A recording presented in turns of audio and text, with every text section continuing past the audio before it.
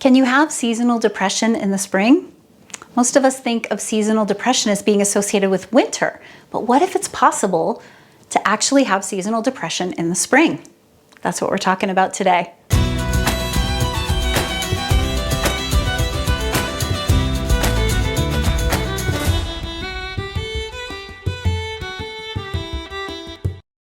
Welcome, I'm Kim Marie, and this channel is all about supporting women to become their most empowered self so they can live their most fulfilling life.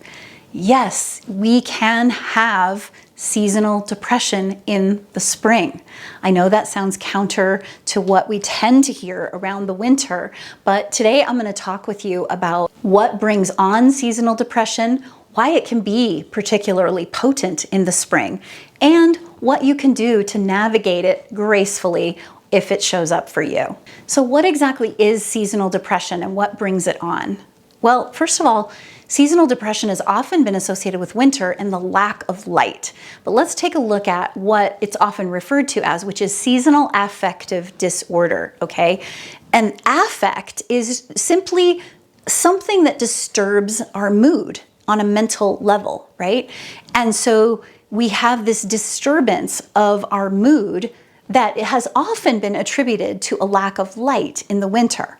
But here's the thing, seasonal changes bring change within ourselves, and we see it within nature. We see animals behaving differently at the turn of seasons.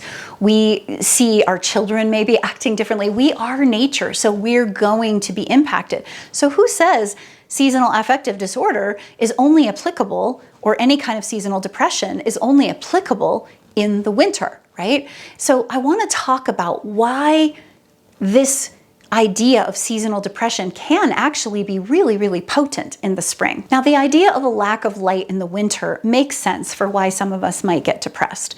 But there is also a tremendous amount of new energy flowing and a lot of changes happening when the springtime comes. And I really encourage you to download the free recording of my Spring Equinox gathering, because I go into this in great depth about what energies the spring comes with, why it can cause us to feel different things. Spring really does come with a tremendous amount of restlessness, and we can even have anxiety. I've done another video about anxiety in the spring that you might also want to take a look at.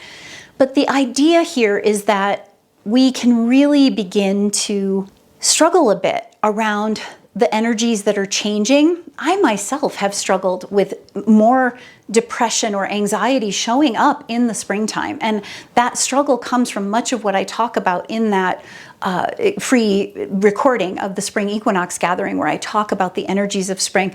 But I love turning inward. I love having that in-breath where everything kind of comes in and I can do my inner work. I am an introvert, and so I love cozying up with a book and reading and learning and growing and getting to know my soul. Even if it's difficult, I still love it.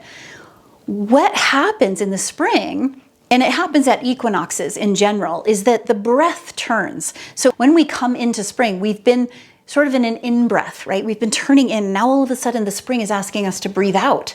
And it's like, whew, there's some tension there in the breath, in the exchange of the breath. I even challenge you, like if you breathe in and hold your breath at the top for a moment, and then breathe out, you might notice some feelings, maybe a little anxiety, maybe a little discomfort, something along those lines.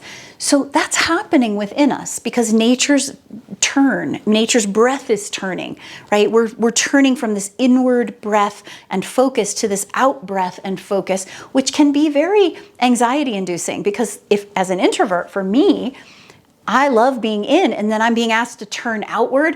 Whew, that can produce a certain amount of anxiety. That can produce even some depression if I don't feel ready for it, or if I'm feeling blocked in it or struggling with it for whatever reason, right? So it's not abnormal to have depression in the spring. It's perfectly normal that that can happen. It makes sense. We are nature. We're not just part of it. We are nature. And everybody's going to be impacted differently, right? Just like the other creatures of nature have their preferences, right, for what they do in the winter versus the springtime, right? Some animals love being out in the winter and doing their hunting and doing this or that. Others want to hibernate and completely do it differently. And so the turn of the season is going to change the way that they do things and the way that they approach things. And that can produce a certain amount of discomfort in that change. So a key here is that you want to honor your own unique seasonal response. Now, I encourage you to take a look at the details of my Solace program, and you'll find the link to that in the description. We honor the rhythm of the seasons in that program, and we talk about how the seasons may impact us and how it really supports us on our soul's journey to pay attention to that and to tune into how our own unique expression of that is showing up. So how do we navigate seasonal depression with ease and grace? Well, there are lots of different ways. I definitely encourage you to watch a video that I've done previously more on the winter blues called 5 Tips to Overcome the Winter Blues and Seasonal Depression. Now, some of the things are going to very much apply to any seasonal change. If you have seasonal depression in the spring, then you can still do some of these practices. They may be slightly different or modified, but definitely take a look at that. You'll find added practices. First and foremost, be with it. Don't make yourself wrong. Don't think that it's crazy. Don't think that just because everybody talks about depression in the winter, you're wrong to be depressed in the springtime. There's nothing wrong about it. It's really about noticing where your peak seasons and low seasons are, right? Where you're thriving more and where you're retreating a little bit more or needing a little bit of extra nourishment. So embrace where you are. No resistance. Just simply be with it and honor it. That goes a long way because it's our resistance that actually causes us to suffer all the more. The next thing you might want to do to also help navigate is to really notice what is the trigger, right? Are there specific triggers that happen with the spring? Could it be like allergies show up and they just cause you to feel miserable? Is there something that has happened in your life that tended to happen in the spring or did happen in the spring that maybe becomes a reminder that spring is not such a good thing for you? Is there some kind of discomfort going on in your body? So part of it is really just noticing what exactly is the discomfort that might then be turning into an aspect of depression. Now, I want to also emphasize I am not talking about severe depression here. If you have severe depression, please get help. Please ask for guidance, seek out a counselor, a therapist. That is important to take care of. What I'm talking about is this concept of having peaks and valleys that many of us go through. We all experience moments of depression or moments of anxiety or moments of discomfort. And this is more what I'm talking about here. So if you're having severe challenges and really struggling to navigate life, please seek out help. That's really, really important. But if we're talking about just feeling really low and wondering why, I'm hopeful that some of these tools and tips will help you to navigate that space more readily. I'm always one to talk about aligning with nature as a tool for feeling better and for navigating any kind of discomfort, because nature definitely nourishes our soul. It helps us to feel better. Observing nature in the spring and everything that wants to burst forth and even can't yet burst forth can be very comforting. And it can also be very comforting to go out and just listen to things like something that I just love is the bird song, the birds returning in the spring and listening to the chirping.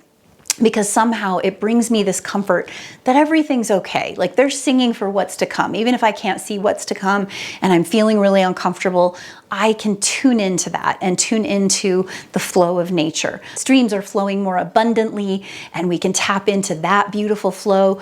Being with nature is such a powerful tool to help us navigate the challenges of seasonal depression. I hope that you found some of these tools helpful. I hope you'll download resources and free gifts and guides in the resources section. And I look forward to seeing you in the next video.